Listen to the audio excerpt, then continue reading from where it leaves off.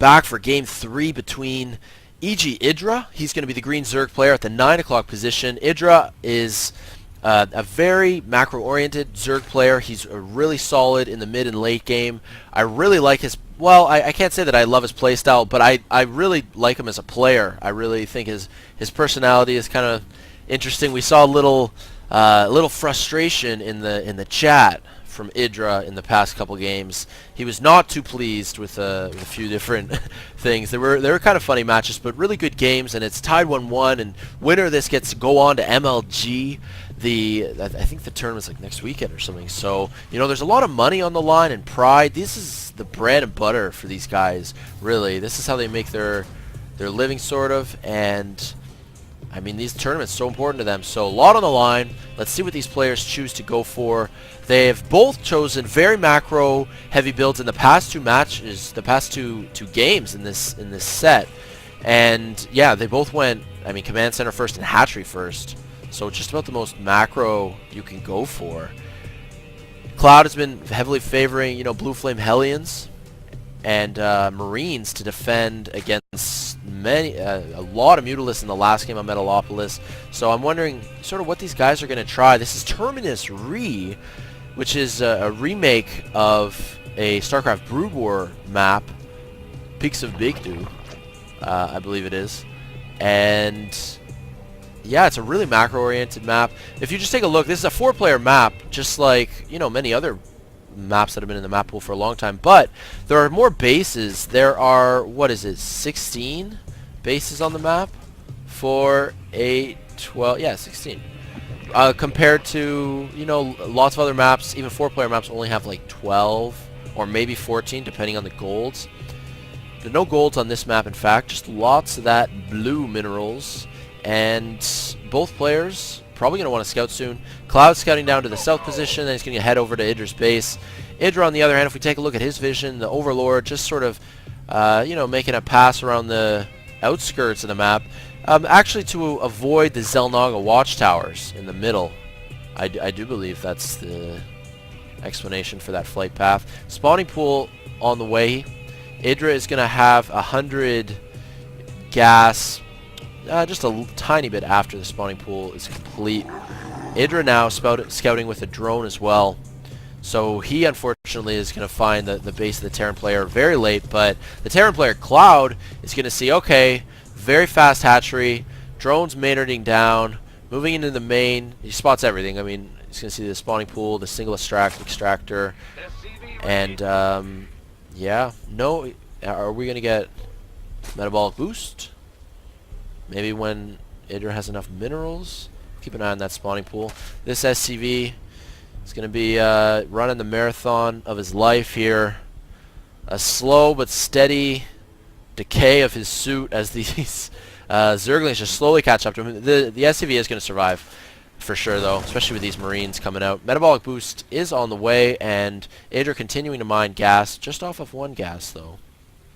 And starting to get his economy going, and at the same time we already have an orbital command morphing in at the natural base of ClouD. So in all three sets here, I mean, they're all on similar maps, all of them on 4-player maps, but both players going with really similar builds in each case. 2-fact on the way, same as the last two games. So I don't know. This is where the mind games come into play, sort of. Obviously, IdrA's trying to determine what exactly ClouD is doing. IdrA's slowly moving an Overlord in, of course, to attempt to scout the 2 factory. But this Overlord is going to get spotted by the refinery, and might not have enough time to make it to the 2-fact. But that is such an important piece of scouting information, knowing that they're going to, in all likelihood, be Blue Flame Hellions on the way. IdrA getting a Baneling Nest. I'm wondering when IdrA's going to start Lair Tech. I'll have to wait and see. And no! He doesn't spot it. He backs up. Look at this. IdrA backing up with his Overlord. And you can see this sight just ends like right here. Right here. If he had just moved a tiny bit more in, he would have spotted the 2 factory. And when it comes to this level of pro play, that can be the difference between a win and a loss. That's really it. A ton of Banelings morphing in. Still kind of hoping in my gut that IdrA can pull something out here, though. IdrA on the production tab, no more drones. Just going to be pumping out a ton of attacking units, morphing in lots of banelings. Let's take a look at the units tab. 13 banelings, 19 speedlings. So he's going to baneling bust the front, and he only needs to take out one barracks, and I'm not sure if there's going to be enough Marines in here to deal with it. He's going to take out both barracks. Beautiful baneling. Oh man, that was just perfect. And all of a sudden, it comes down to micro. These Hellions, excellent against the speedlings, even without the blue flame. It would have probably been smarter for IdrA to just decimate the SCV line. He would have been able to get a ton of SCV kills, but IdrA did not know about the factories. Oh man, it's looking to be a pretty tough position for IdrA at this stage now. He sees that there's a third base going up, and because IdrA knows that on Terminus Re, Terran players bumping up to 3 bases, it's hard to attack that third base unless IdrA had Lair Tech, but he's only starting Lair Tech right now. He's going to need Mutalisks to try to harass the third base, but they're going to be really late is the big problem. I'm trying to think of sort of any way IdrA can come up with well, I mean, he's only behind 10 supply. I was going to say, I can't think of how IdrA might pull this out. I really hope he does, to be honest. He's got to defend these Blue Flame. Are they Blue Flame? Yes. Yes, they are. Definitely Blue Flame Hellions. Of course they are. And 1 spine up. 2 spines up. You can tell even I'm getting a little tense here in the commentary. I am kind of rooting for IdrA. Come on, he's had a tough time lately, guys, in his career generally, lots of tournaments, and he's very frustrated. But this is, I mean, it can come into his play style as well.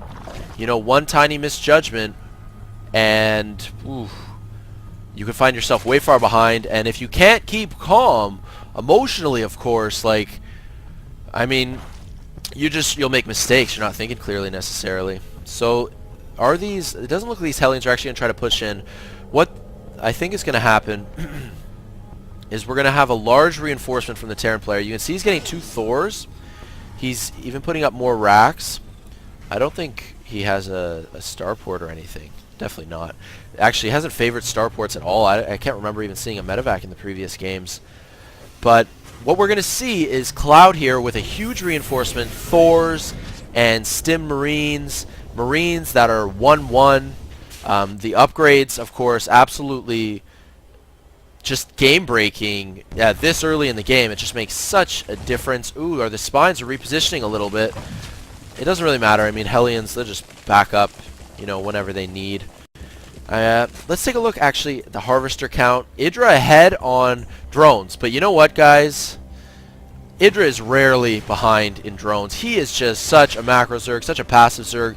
He just pumps out workers all game long. And at this stage, with the units lost, really is the large factor here, I do believe. It might be hard for IdrA to hold this off, but we'll just have to wait and see. 3 bases now kicking in. Even missile turrets in position. Although, look at this. Ooh, on the production tab. That is pretty deadly. 12 Mutalisks on the way.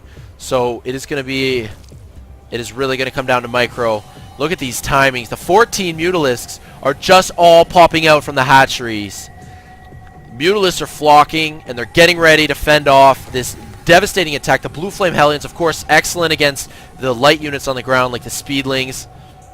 Stim Marines, and then the Thors. The Thors do the splash damage against Mutalisks. So IdrA needs to keep his Mutalisks unclumped. Thors have very long range as well. You got to be careful of those mutas, IdrA. Let's see if IdrA can hold this off. An Overlord going down, and it's just going to look like a slow push as you see the siege tanks are up and running. Siege tanks, Thors, Stim Marines, Hellions. A well-balanced army, and one that's going to be very difficult to deal with. No, IdRA's not going to win. I can't imagine with this many reinforcing units. Hello, marching parade of Terran units. I just don't think it's going to be enough. Although IdRA's got fairly decent income. Let's take a look at the army tab. Terran is still only up by like 30. I mean, yeah, that's hugely significant, but that's not the end of the world. But that's it. It says replay complete, but did it even like say IdrA has left the game, or ClouD is victorious. I didn't even see that. I don't think it did. But IdrA's knocked out. It doesn't look like he's going to be in the MLG tournament. That's very disappointing for me. I was hoping to see him play, but IdrA's just had a tough time lately, for sure, and he loses this one. A best-of-3, an exciting match, back and forth. Really enjoyed casting this one for you guys. So look forward to more, best-of-3 series or just matches or other kinds